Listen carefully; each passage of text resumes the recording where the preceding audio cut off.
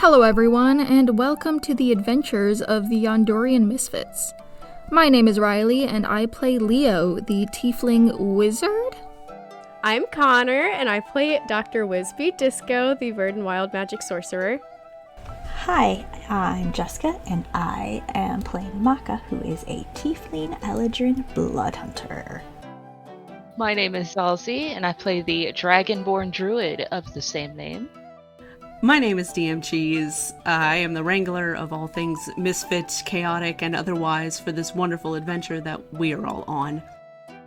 So, we've been playing together for, 7-8 months now, something like that. So we thought we'd give you a bit of a summary of everything we've gotten up to in all that time. All the chaos, the pranks, the extensive lore drops, so you can enjoy the story from the beginning with us. So, have fun. Be safe. Hug a friend. Water your plants. Water yourself. And enjoy.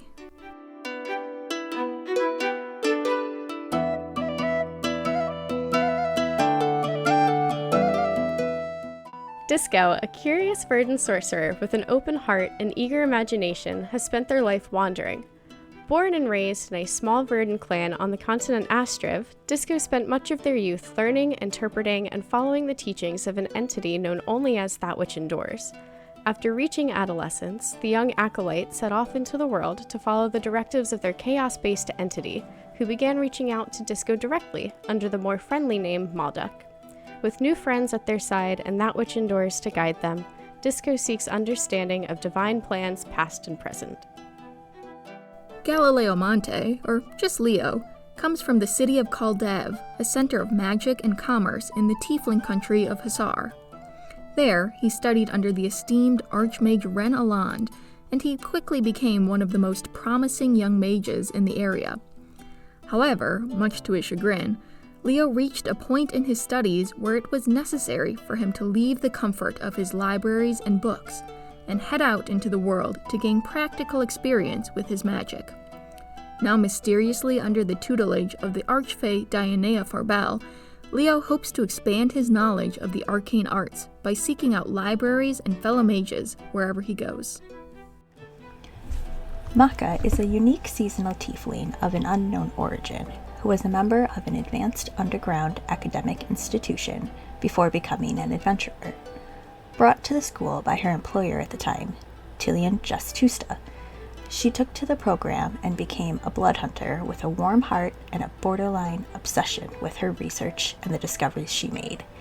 After a dedicated full year, Maka took back to adventuring to practice her newfound skills and to aid in a special task given by a deity long forgotten to the world.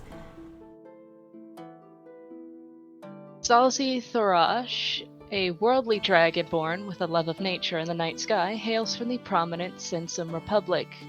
Through the help of a Sage of Stars, he began his druidic journey, navigating Yondur in search of answers about his own history and seeking his own path in life.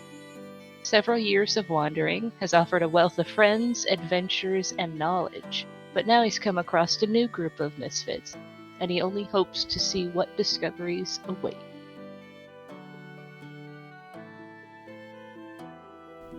Our story starts, as D&D campaigns often do, in a tavern. Disco, Leo, and Maka have all found themselves in Algon, the capital of the tiefling country, Hussar. When a bar fight breaks out among some patrons at a local inn, the three of them, joined by former pirate and cleric of the Moonweaver, Colby, work together to bring the room back to calm. Grateful for the help, the bartender compliments their teamwork and recommends that they take a look at the job board in town. After checking the board, the group heads to the outskirts of town to inquire about a young girl who has gone missing. They arrive at the home of Gavin and Sierra Humanfrey and learn their daughter Serene was missing in the local woods a few days ago. The four head into the woods and find Serene safely in a small village of fey kobolds hidden amongst the trees. After convincing the kobolds to let their new friend go, they return Serene to her parents. Elated to see their daughter again, Gavin and Sierra happily give the party their reward and offer to let them stay the night and to rest. At dinner, Gavin reveals that he has studied the area surrounding Algon extensively. He claims that thousands of years ago, 3 gods fell to the earth as stars, each creating small lakes across Hisar. The one near Algon is said to be where Sehanine, the Moonweaver, fell. To the west, Corlon fell, and to the north, another unknown goddess. Each of the pools in these locations contains magical water known as ether.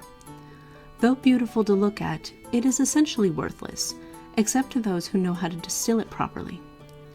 Colby, having been gifted a magical vial from the Moonweaver, immediately goes to collect the water. And so, the party obtains its first vial of ether.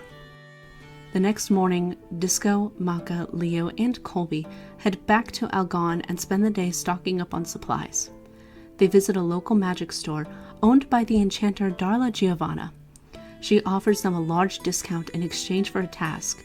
She needs platinum dragon scales, which can be found in the Sensum Republic, the land of metallic dragons to the far south.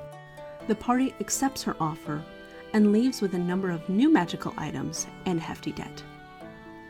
That night, Colby and Leo are surprised by a portal opening directly into their room at the inn, out of which a beautiful high elven woman emerges.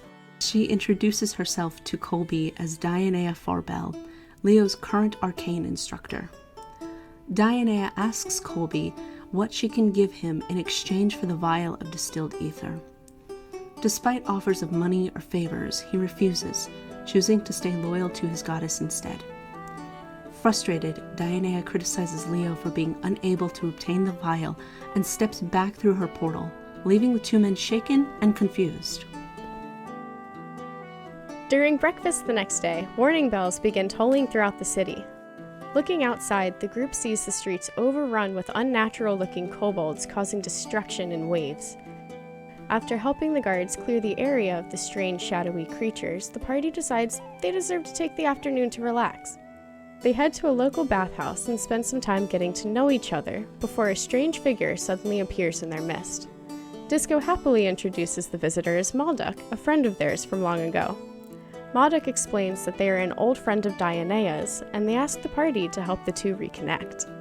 Though the others are wary, Disco enthusiastically offers to help, and Malduk disappears and leaves them to their bath. The next morning, the party is surprised by Dionea joining them for breakfast. She introduces herself to Maka and Disco and apologizes to Leo and Colby for her actions a few nights ago. When they ask her about Malduk, however, her good mood is soured. Though she doesn't go into much detail, she explains that they have a complicated history, and that both Coralon and Sehanine were involved with some mistakes she and Malduk made in the past. Spurred by curiosity, the party decides to head west to visit Coralon's pools to investigate. Maka leads them to Dargna, the closest city to the pools, and the location of a private library of blood hunters where she was a student for a number of years. Upon arriving at the library, Maka introduces the party to her best friend Tillian, a high-ranking member of the Profane Soul Order. Like Maka, he is a worshipper of Coralon and is interested in visiting the pools. Later on, Disco is surprised to run into Narada, an old friend of theirs. However, Disco's attempt at a prank goes wrong and Narada is left badly injured. The lords of the Blood Hunter orders take Disco to a large ether well contained within the library and command Tillian to dole out punishment. Tillian then sends Disco through a portal on the surface of the well. On the other side, a spectral version of Narada himself stabs Disco through the chest with a large blade. Gravely injured, Disco is then pulled back up through the portal, and the lords, satisfied with the punishment, give one last warning before exiting the room. Tillian apologizes for what he had to do, explaining the lords had wanted a more serious punishment before he managed to convince them otherwise. Despite being obviously shaken and hurt, Disco forgives him, and the two become unlikely friends. After a few days of research and recovery, the group is joined by Tillian and his Goliath partner Balo on a trip to Coralon's pools. While on watch one night, Maka and Tillian are approached by a brightly colored blue dragonborn. He introduces himself as Zalzi, a druid who has been exploring the area but was struggling on his own. Maka and Tillian invite Zalzi to join them, and he happily accepts, glad to have some new traveling companions. As they continue their trip the next day, they eventually happen upon a clearing in the woods, where they find Coralon and Dionea laughing and drinking by some ether pools. Tilion is immediately wary of Dionea's presence. He reveals that she is actually an archfey and under no circumstances is to be trusted. Frustrated by this revelation, Leo asks Dionea to have a private conversation, and the two of them head into the woods to talk. Meanwhile, Coralon and Maka are having a conversation of their own. He tells her that centuries ago he was declared dead, and, as such, his followers have dwindled to only two, just Maka and Tilion. Because a god's power comes from the faith of their worshippers, he had been reduced to almost no physical form, and was unable to leave the ethereal plane without losing all of his abilities. So he gives her a task. He asks her to spread his name, prove to others that he is alive, and help him gain more followers. Though Maka is apprehensive and unsure of her ability to complete this, she is willing to do what it takes to help Coralon and make him proud. Later in the day, after Dionea has left, Coralon discloses some more of the complicated relationship between him and the other gods. Apparently, the arch-fae Dionea was formerly a goddess known as Hanali Selenil, and she, Sehanine, and Coralon were all close friends long ago. At the time, they were all aspects of different gods, and were working to complete their designated tasks so they themselves could ascend beyond the divine gate. However, Coralon says, out of nowhere the chaotic entity Malduk appeared. Despite originally being at odds with Coralon, Hanali, and Sehanine, Malduk eventually became friends with them, and he and Hanali even started a romantic relationship. Eventually, the three aspects completed their tasks and were invited beyond the divine gates. Malduk, however, was not allowed, as they were not a deity themselves. Regardless, Hanali and Malduk tried to pass through the gate together and attempted to force it open. Their combined power caused an explosion of energy around them, rocketing the three aspects out of the heavens, falling to the earth as 3 stars. After a couple days exploring the area and learning from Coralon, the party says their goodbyes and heads back to the Order, minus Colby, who had just gotten word from his old crew and left to rejoin them. Upon their arrival at the library, the party is greeted by an unusual silence and a tension in the air. They discover that everyone is gathered downstairs near the ether pools, and that a mission had gone horribly wrong. Apparently, what was supposed to be a routine investigation of demonic activity in Caldev resulted in a group of blood hunters running into an unknown, incredibly powerful mage beneath the city. Surprisingly, the mage appeared to be human, despite pure humans being essentially extinct for the past 200 years. After a confrontation with the mage, the group was left petrified and were only able to escape due to the sacrifice of one of their members. They were discovered and brought back to the Order, where the lords were working hard to restore them with the help of the ether. Leo, shaken by this information, takes a moment to step outside and get some fresh air. He immediately reaches out to Dionea, and she comes to his aid. He frantically tells her that he needs help. His home is under attack, and he doesn't know what to do. Though she wants to assist, Dionea says that Maldok has just stolen her staff, leaving her with limited abilities. She does, however, know an undesirable way to get it back. Dionea calls out to Maldok, and he steps out from behind the nearby trees, having been listening in on their conversation. She angrily asks them what they want in return for her staff, and Maldok says they just have one simple request: a kiss. Begrudgingly, Dionea grabs her staff from Maldok and gives them one small kiss. As she does so, a giant shockwave of energy bursts from around them, and Leo realizes their eyes have changed color. Maldok's red and purple eyes have taken on portions of Dionea's gold, and Dionea's have changed to match. Unhappily, she sends Maldok away, and she teleports to Caldev to investigate on Leo's behalf. The next day, the party heads back into the city of Dargnay to stock up on some supplies. They manage to acquire a second-hand bag of holding, within which they find a large chunk of a delicate gold material with engravings in Celestial.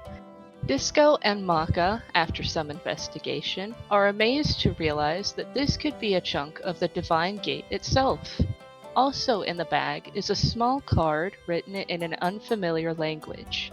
Zalzi recognizes some aspects of the writing to be similar to Draconic and believes that this is ancient Draconic.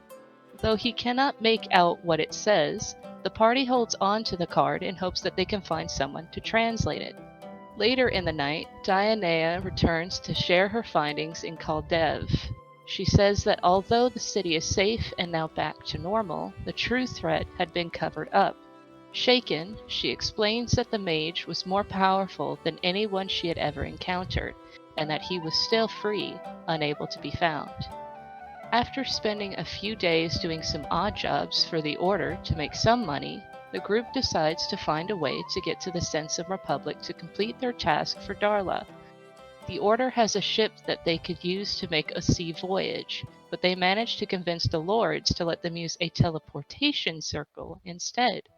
The Lords agree, but on the terms that Maka uses the trip as a study mission, and Lord Baron of the Ghost Slayers joins them.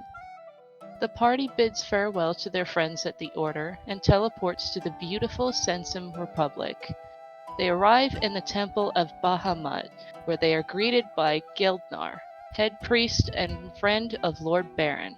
Geldnar welcomes them as members and friends of the Order, and offers them access to the temple as needed.